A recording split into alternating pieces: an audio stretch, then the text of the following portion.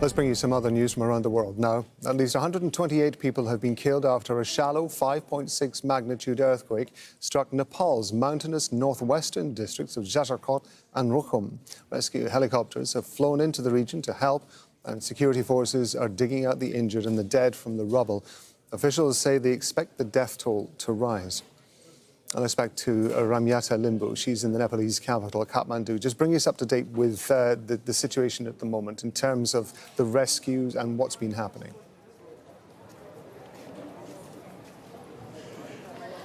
Yes, Saturday morning, Nepalese across the country woke up to the news of an earthquake around midnight on Friday. Tremors were felt in Kathmandu and as far west as Delhi and India, but the most severely struck areas are the mountain areas of Jajarkot and western Rukhum.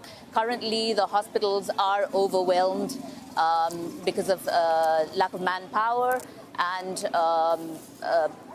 provinces across and around the area are sending in reinforcements, medical reinforcements, doctors.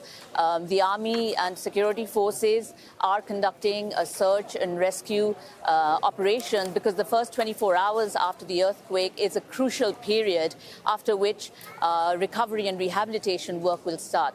Of course, it's been challenging because Jajarkot and western Rukhum in the remote Karnali province are among the most poorest and underdeveloped areas. There are very few roads.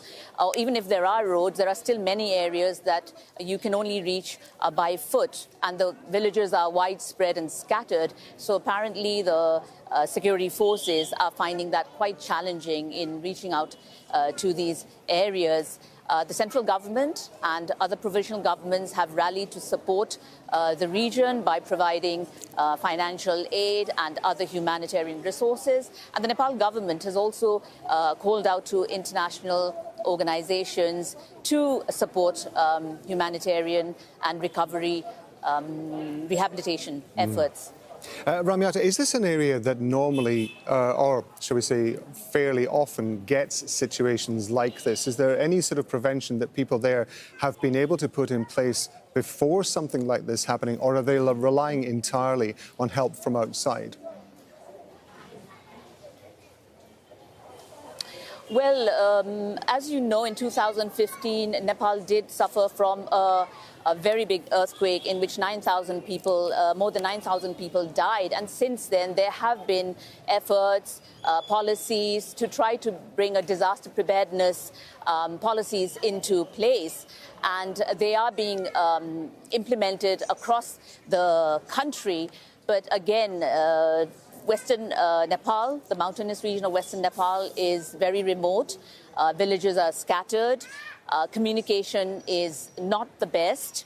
And then medical supplies, hospitals are there were limited human resources there.